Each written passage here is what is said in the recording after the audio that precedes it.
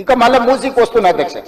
ఈ మూసీని కేవలం మా మిత్రులు పాయల్ శంకర్ గారు అడిగారు, ఇది ఉత్త నీళ్ళే తీసుకొస్తారా, దీన్ని వ్యాపార కేంద్రంగా చేస్తారా?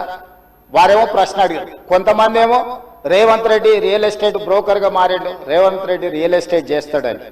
అధ్యక్ష, రియల్ ఎస్టేట్ ఒక ఇండస్ట్రీని ప్రమోట్ చేసి ఇండస్ట్రీకి అవసరమైన వసతులు కల్పించడం అనేది ప్రభుత్వం యొక్క బాధ్యత.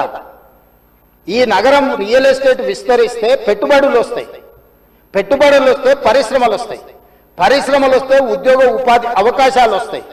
ఈరోజు ఎకానమీని మనం పెంచుకోవాలంటే, ఆర్థిక వ్యవస్థ బలోపేతం కావాలంటే, ఆ రోజు కూడా ఇట్లనే మాట్లాడిన డాక్టర్ వైఎస్ రాజశేఖర రెడ్డి గారు, అంతకంటే ముందు నేదురుమల్లి జనార్దన్ రెడ్డి గారు హైటెక్ సిటీకి మొట్టమొదటిసారి ఫౌండేషన్ స్టోన్ వేసినప్పుడు పి జనార్దన్ రెడ్డి గారు పట్టుబట్టి మొట్టమొదట ఫౌండేషన్ స్టోన్ హైటెక్ సిటీకి పడ్డది. పి జనార్దన్ రెడ్డి గారు ఎమ్మెల్యేగా ఉన్నప్పుడు, నేదురుమల్లి జనార్దన్ రెడ్డి ముఖ్యమంత్రి ఉన్నప్పుడు పివి నరసింహారావు గారు వచ్చి మొదట హైటెక్ సిటీకి శిలాఫలకం వేసింది వాళ్ళు.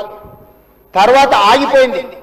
ఆ తర్వాత చంద్రబాబు నాయుడు గారు వచ్చిన తర్వాత మళ్ళీ చంద్రబాబు నాయుడు గారు, అటల్ బిహారీ వాజ్పేయి గారు వచ్చి హైటెక్ సిటీ నిర్మాణం చేశారు. ఆ రోజు కూడా ఇదే ఆరోపణలు చేశారు అధ్యక్ష. ప్రభుత్వం రియల్ ఎస్టేట్ వ్యాపారం చేస్తుందా, ప్రభుత్వానికి ఏం పని ఉంది అని. కానీ ఇలా విస్తరించిన నగరం ఎక్కడొచ్చింది అధ్యక్ష? సైబరాబాద్ అని గొప్పగా ఎందుకు చెప్పుకుంటున్నాం? ఐటీ కంపెనీలు, ఫార్మా కంపెనీలు, global capability centres, data centres, ఇవన్నీ ఎక్కడి నుంచి వచ్చినాయి అధ్యక్ష?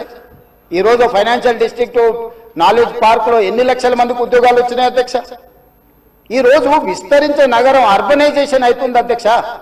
పట్టణ ప్రాంతాలు పెరుగుతున్నాయి, పట్టణీకరణ జరుగుతుంది.